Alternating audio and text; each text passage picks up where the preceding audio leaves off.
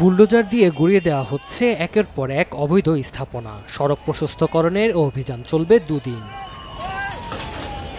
রোববার সকালে দিনাজপুর শহর থেকে খানপুর পর্যন্ত সড়কের দুপাশের অবৈধ স্থাপনা উচ্ছেদের নামে ভ্রাম্যমাণ আদালত। এই সময় বহু দোকানদার ও ব্যবসায়ী নেমে আসেন রাস্তায়। ঘণ্টাব্যাপী বন্ধ থাকার পর আবারও শুরু হয় অভিযান। প্রথম দিনে উচ্ছেদ করা হয় ৫ শতাধিক অবৈধ স্থাপনা। হঠাৎ নোটিশ মাইকিং এ আমাদেরকে দোকান খালি করতে হয়েছে, ভাঙচুর অভিযান চালানো হচ্ছে, যার জন্য আমার বাবার ব্যবসা পুরোপুরি বন্ধ হয়ে গেছে। হাজার হাজার মানুষ এখানে কর্মজীবী, লক্ষ লক্ষ মানুষ এর উপর জীবিকা নির্বাহ করে চলে।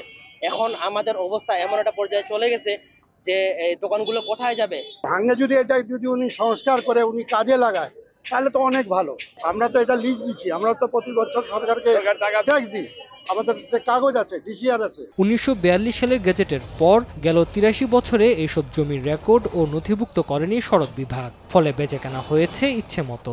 আমরা একত্রে বসে আলোচনা সাপেক্ষে সড়ক ও জনপথের এই মুহূর্তে যতটুকু প্রয়োজন সেই পরিমাণ জায়গা ৮০ থেকে ৮৫ ফিট ছেড়ে দিয়ে আপাতত আমরা জনগণকে বুঝিয়ে ছাড়ি দেওয়ার ব্যবস্থা করতেছি।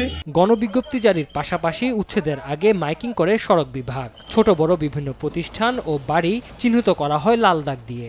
এখানে রাইট অফ ওয়ে থেকে আমাদের ১২০ ফিট রাস্তা আছে সড়কের মালিকানা, মাত্র ২০ ফিট রাস্তা আছে, বাকি সবই অবৈধ দখল হয়ে গেছে।